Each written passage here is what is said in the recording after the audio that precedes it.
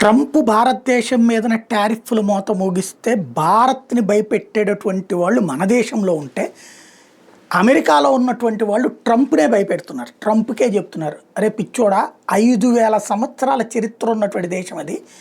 ఎన్నో సవాళ్ళను ఎదుర్కొంది, ఎన్నో రకాలైనటువంటి వాళ్ళని ఎదుర్కొన్నటువంటి దేశం.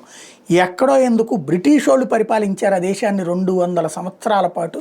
టోటల్గా అంతా కలిపి ఆ బ్రిటిష్, ఫ్రెంచ్, డచ్ వీళ్ళందరూ కలిపి దాదాపు 300 సంవత్సరాలు పరిపాలించారు. అయినా కూడా దాని ఆర్థిక వ్యవస్థ, దానికి అప్పట్లో ప్రపంచంలో నెంబర్ 1గా ఉన్నటువంటి ఆర్థిక వ్యవస్థని వీళ్ళందరూ దోచుకుపోయినా మళ్ళీ నిలబడి వాళ్ళ టాప్ 5 దగ్గరకు వచ్చేసింది, టాప్ 4 దగ్గరకు వచ్చేసింది, టాప్ 3 దగ్గరకు వస్తుంది. అక్కడ వ్యాపారం నరనరానా కలిగినటువంటి వాళ్ళు ఉంటారు, అట్లాగే నైపుణ్యవంతులైనటువంటి ప్రజలు ఉన్నారు. ప్రపంచంలో 205 దేశాల్లో వాళ్ళు పనులు చేస్తున్నారు. కాబట్టి అలాగని చెప్పేసి ఊరకొరకనే గిల్లి కజ్జాలు పెట్టుకునే దేశం కాదు అది.